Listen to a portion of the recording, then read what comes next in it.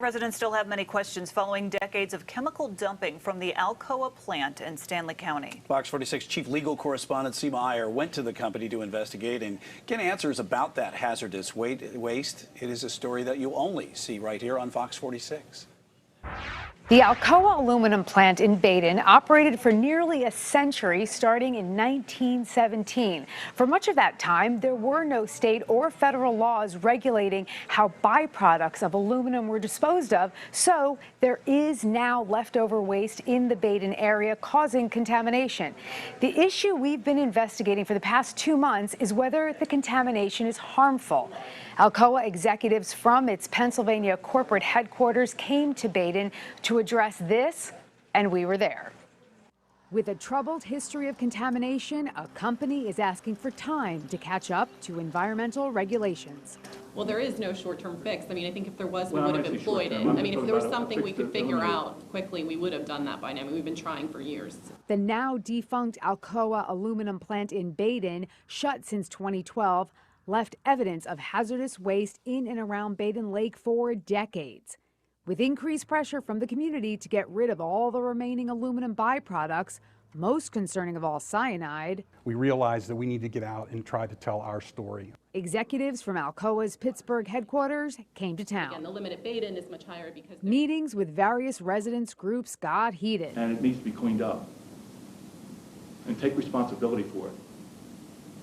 I mean, I just don't know why you won't do it. The dividing issue, the residents want the waste completely removed, whereas Alcoa says complying with state laws is enough. I don't care what the state says.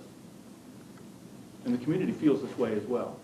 Robin Gross, an engineer and Alcoa director, explains how minimal levels of cyanide are allowed in water. North Carolina set Badin's monthly limit at 5 parts per billion. So every water body, the state determines, what is the appropriate concentration of contaminant to go there. An independent lab found no detectable cyanide in the mixing zone of Badin Lake, where contaminants are diluted. But the Little Mountain Creek discharge area has been consistently over that 5 parts per billion level. Residents feel compliance is questionable depending on the discharge site. Just because the state says, hey, if you do this, you're in compliance, do the right thing. Do the right thing. Still, Rob Baer, also an engineer and a vice president at Alcoa, acknowledged needing to do more. I understand that concern, and it's one of the reasons, the most important reason, I think, for more information sharing.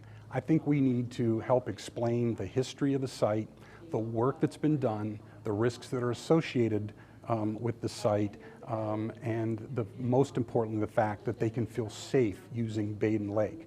When I confronted him that Alcoa simply could not fully guarantee safety in the future, Baer maintained things are trending in the right direction. We have no reason to believe that things would not be safe in the future as well as today. Baer went even further, saying not only would he eat the fish, I would swim in a lake and I would let my children swim in a lake.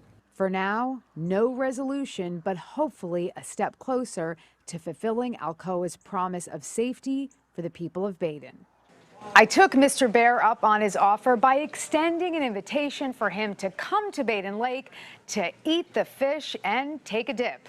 Until then, we'll keep you updated on this important ongoing health and environmental story. In the newsroom, Seema Iyer, Fox 46.